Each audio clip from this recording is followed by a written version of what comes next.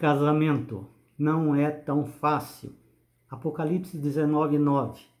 Bem-aventurados aqueles que são chamados à ceia das bodas do Cordeiro.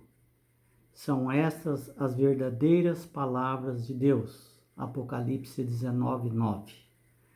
O casamento é uma escola.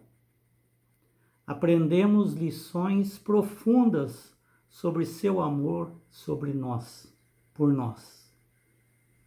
Aprendemos sobre nós mesmos, quem somos, até onde podemos suportar, perdoar, termos compaixão e também conhecer as nossas falhas, as nossas dificuldades, conhecer que precisamos ser perdoados, que precisamos ser suportados, precisamos ser perdoados, porque somos imperfeitos.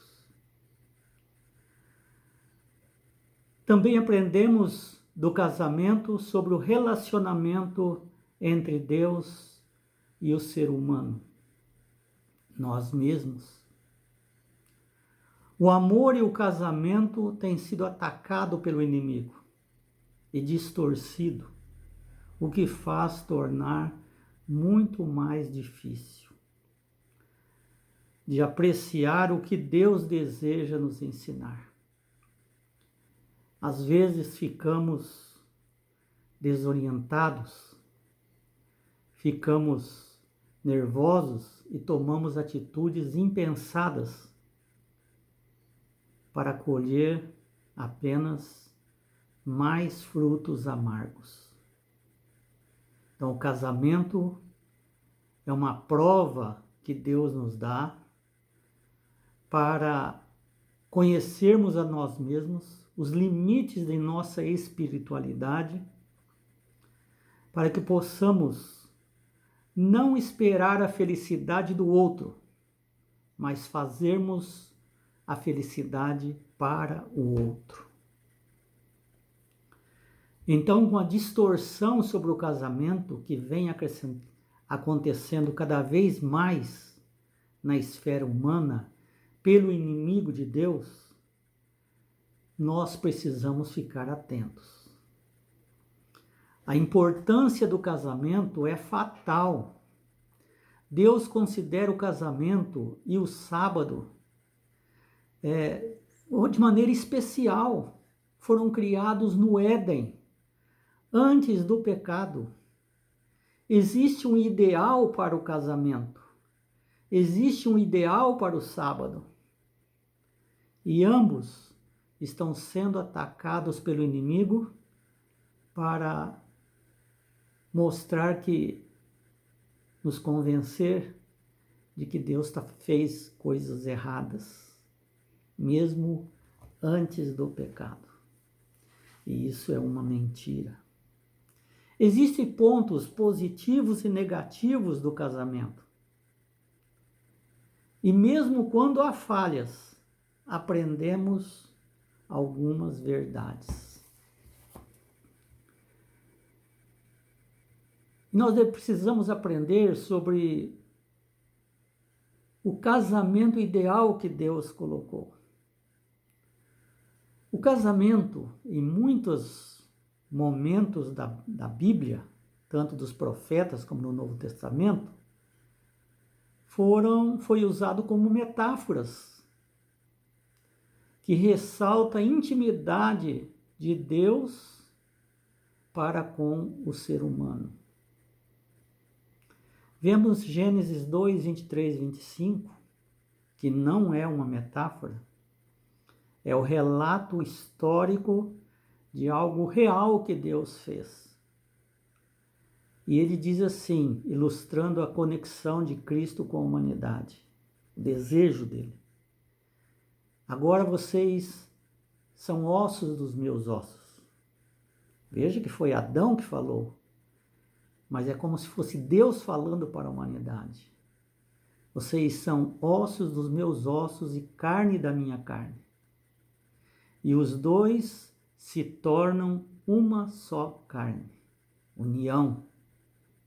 Aconteça o que acontecer, vocês não podem se separar. A igreja e Cristo é como um casal em união. Jesus jamais abandonará a sua noiva, que é a igreja, que somos nós, alegando algum motivo, alguma falha, algum descontentamento, alguma tristeza e até mesmo traições. O relacionamento de Deus com a igreja, segundo Efésios 5:29, é o ideal e que ilustra o relacionamento que deve se ter no casamento humano, apesar de todos os problemas que o inimigo coloca. E veja como o casamento foi atacado desde os tempos de Jesus Cristo, antes até, mas veja Mateus 19:7, que os fariseus perguntando para Jesus, por que Moisés ordenou dar carta de divórcio e repudiar a mulher? Então, nós vemos os fariseus jogando o profeta mais popular naquela época contra o fundador, o criador do casamento. E Jesus, então, pôde dizer, olha, o que Moisés fez foi algo provisório, devido à situação tão difícil, espiritual, tão difícil que eles estavam passando, após sair de uma escravidão de 400 anos, onde saíram como se fossem animais. Eles desprezavam as mulheres por qualquer coisa. Eles espancavam as mulheres, deixavam as mulheres sem nenhum direito e punham para fora de casa. E para proteger as mulheres, Moisés, amando de Deus, pediu para fazer essa lei provisória. Mas não foi assim desde o início. Ou seja, não foi assim com Adão e Eva. Com Adão e Eva era para viver eternamente. Este é o ideal de Deus.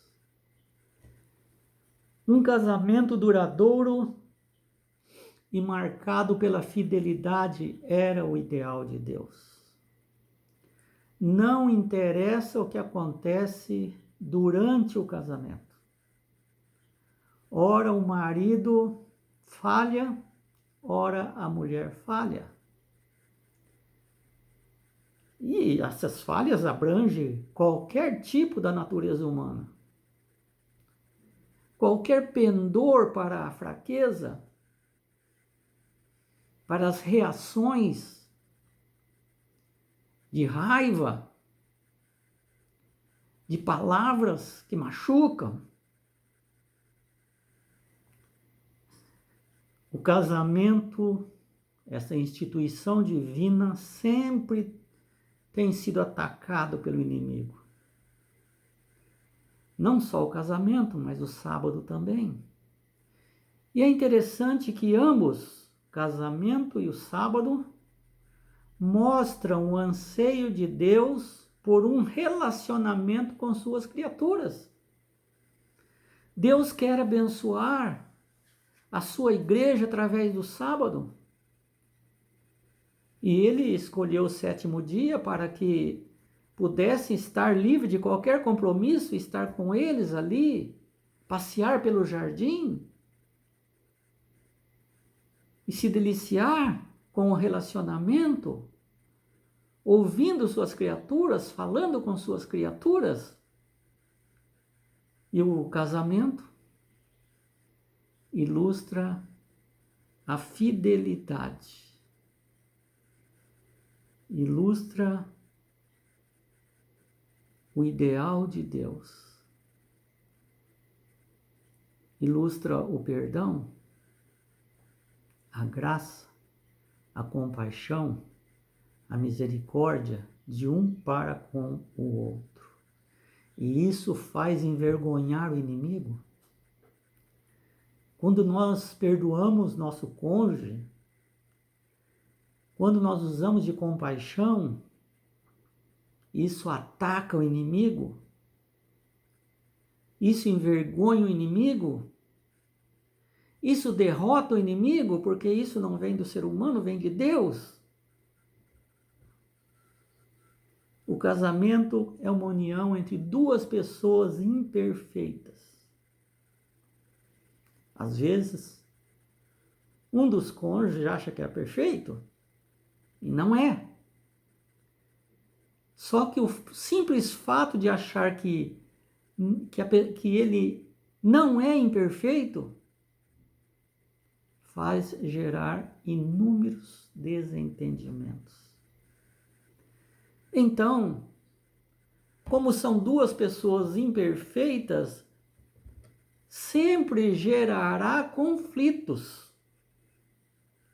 O casamento gera conflito. Só que Deus espera que esse conflito seja resolvido com a graça de Deus. O casamento entre Cristo e a igreja é diferente. É um Salvador perfeito com uma noiva bastante imperfeita. E nós aprendemos a tolerância de Deus. Nós não podemos, em sã consciência, acusar a Deus de alguma falha, embora às vezes acusamos Deus de alguma falha, mas Ele é perfeito. Agora, nós somos imperfeitos. Esse casamento entre Deus e a igreja, que é Deus conosco, ele produz muita necessidade de perdão, de compaixão diante de Deus. Porque se for para arrumar um motivo para se divorciar, ele achará. Mas mesmo que ele ache, o seu amor supera tudo isso e tenta resolver, dar uma segunda chance e ajudar. Então, existem 3 pontos que Deus faz no casamento para conosco, que nós devemos fazer no nosso casamento conjugal. Perdoe seu cônjuge. Por mais que ele não mereça, assim como Cristo nos perdoa, sem merecermos. Aceite seu cônjuge com todas as suas falhas, assim como Cristo nos aceita com todas as nossas imperfeições. E pense no seu cônjuge antes de pensar nos seus interesses, porque Cristo faz isso. Ezequiel 16 ilustra um bebê que foi jogado logo ao nascer com cordão umbilical, com placenta, tudo jogado no lixo. Estava banhado em sangue, porém ainda estava respirando com vida. E alguém o achou e cuidou dele, daquela criança, lavou, alimentou, instruiu, protegeu, e essa criança foi crescendo. Era uma menina. E essa menina foi crescendo e se tornou moça, uma linda moça.